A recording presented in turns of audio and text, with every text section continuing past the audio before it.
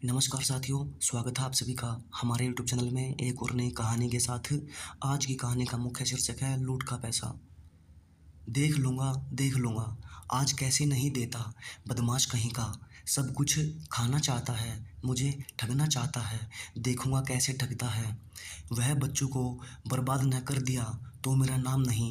बीजू बड़बड़ाता हुआ चला जा रहा था। उसका मुँह और उसकी आँखें देखकर यह साफ ज़ाहिर होता था कि उसने बहुत पी ली है। लोगों के लिए यह रोज़ की बात थी, इसलिए कोई उसके बड़बड़ाने पर ध्यान नहीं देता था। बल्कि कुछ लोग उस पर तरस खाते। कुछ आग में तेल डालने वाले थे तो कुछ यहाँ तक कहते थे कि उसके साथ जो कुछ हुआ वह उचित ही है। बाप करता है पाप, पूत देता है हिसाब। लोगों को लूटकर उन्हें रुलाकर बच्चों को बड़ा किया, अब खुद रोता है। जैसी करनी वैसी भरनी, ऐसा ही लोग उसके साथ व्यवहार करते थे। परंतु जो नए लोग गांव में आते वे बेचारे उस पर तरस खाते। कहते बाप के पापों का प्रायश्चित बच्चे करे, यह कहाँ तक ठीक है। कितना अच्छा लड़का था, उस पर यह भूत क्यों सवार हुआ मालूम नहीं पड़ता।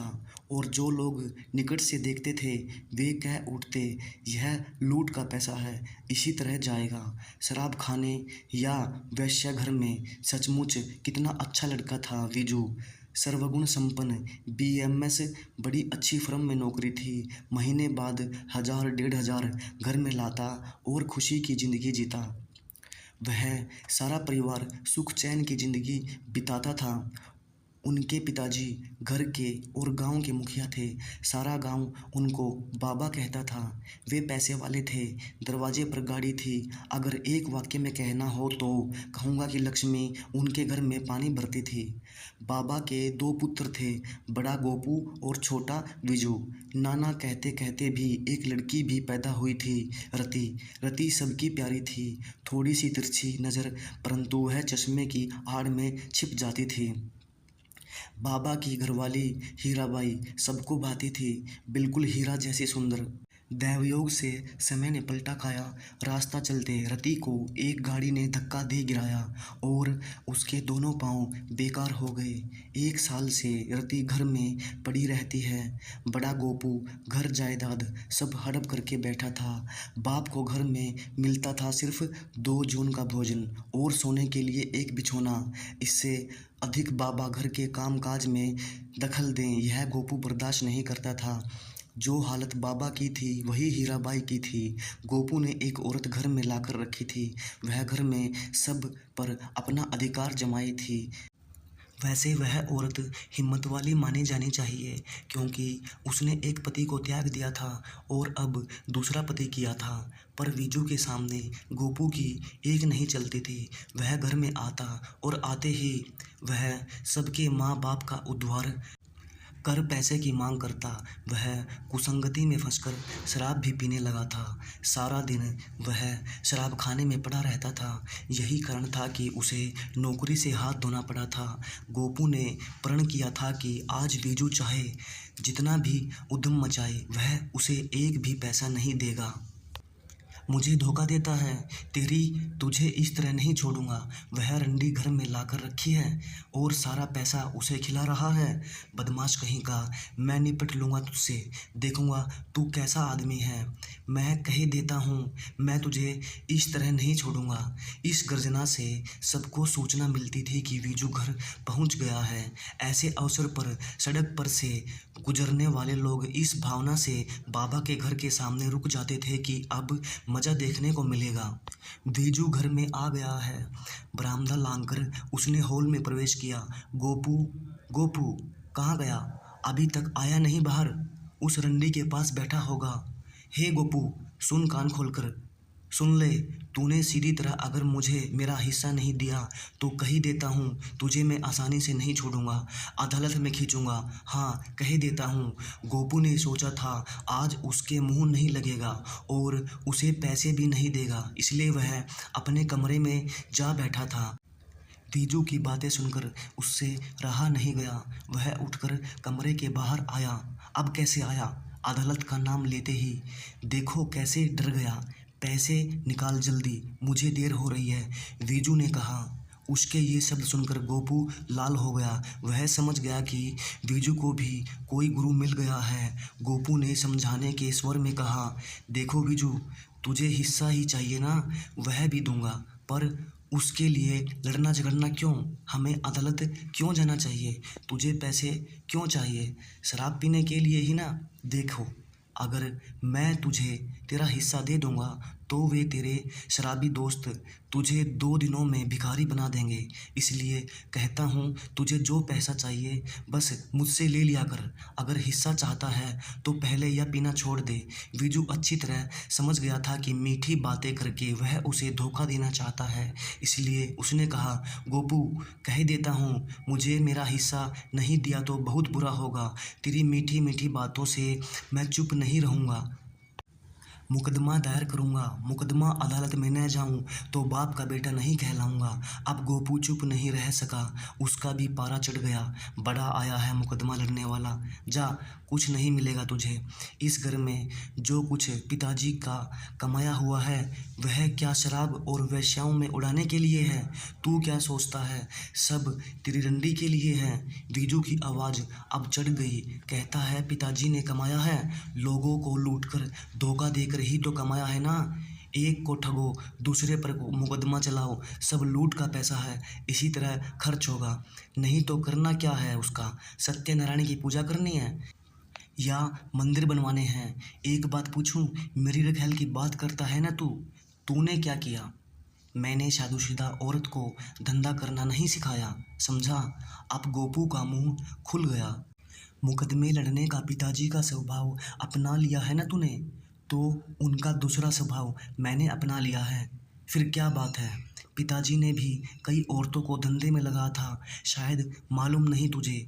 दोनों इसी तरह लड़ रहे थे और बाबा अंदर कमरे में बैठकर सब कुछ सुन रहे थे।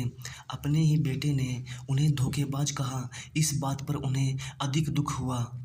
अब वे जान गए थे कि उसके लड़के उसके वश में नहीं रहे हैं और न आगे रहेंगे। एक बार जो हाथ से गया सो गया। वे समझ गए सांप चला गया है, लकीर को पीटने में क्या है। किंतु जीते जी इस तरह की बातें अपने बेटों के मुंह से सुननी पड़ेगी, यह उन्होंने कभी सोचा ही नहीं था।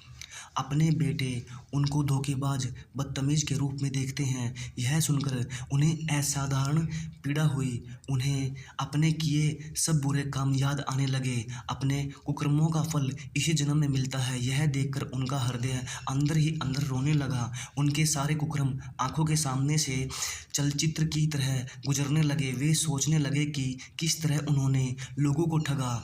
उन्हें ऐसा आभास हुआ कि उनका अंत निकट आ गया है और शायद इसलिए ये बीती बातें याद आ रही है। बाबा ने अपने आजू बाजू में नज़र डाली। शेवतें, उनके मुंह से अचानक ये शब्द निकले। हाँ बाबा, मैं ही हूँ। शेवते की ध्वनि उन्हें स्पष्ट सुनाई दी। बाबा, मेरी ज़मीन के कागज़ देते हो ना? हाँ। उनका मुंह खुला ही रह गया। शेवते के कागज। शेवते के पति अंतिम संस्कार के समय उन्होंने उसको 50 रुपये दिए थे और उसके बदले में उसकी ज़मीन के कागज गिरवी रख लिए थे। बेचारी गरीबी शेवते ने लोगों के घर झाड़ बुझारी का काम कर ब्याज सहित उसके पैसे लौटा दिए। 50 की जगह 150 रुपये चुकाए, परंतु बाबा ने उसके कागज वापस नहीं दिए। सेवते के पति की वही तो जिंदगी भर की कमाई थी। मरते समय तक सेवते ने बाबा और ज़मीन के कागज़ों की रट लगाए रखी थी और अंत में बाबा को गालियाँ दे देकर अपने प्राण त्याग दिए थे।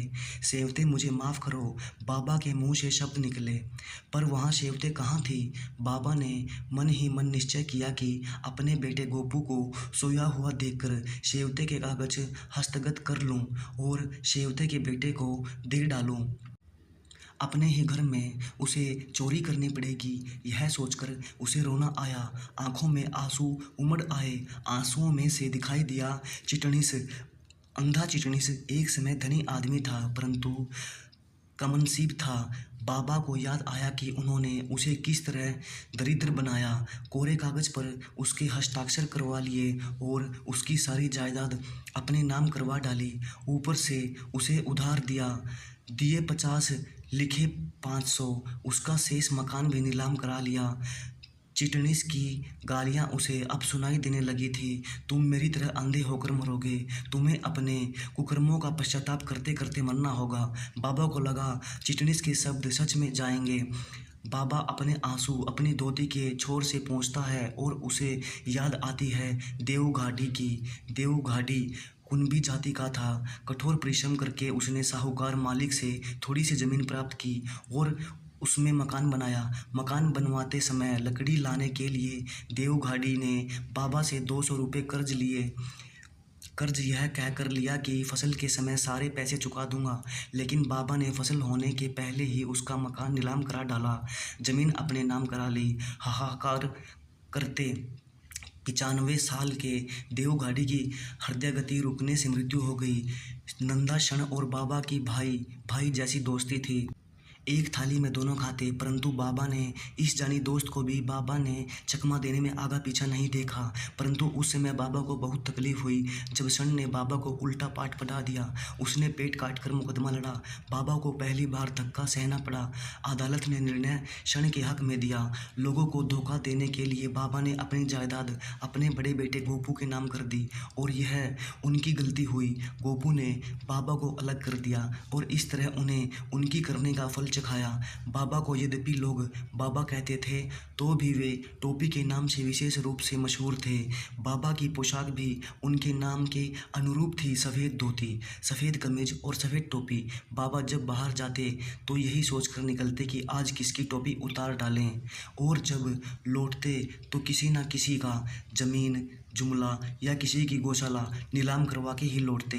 बाबा ने जिनके लिए यह सब किया वे ही आज उन्हें धोखेबाज, चोर और न जाने क्या क्या कहने लगे हैं।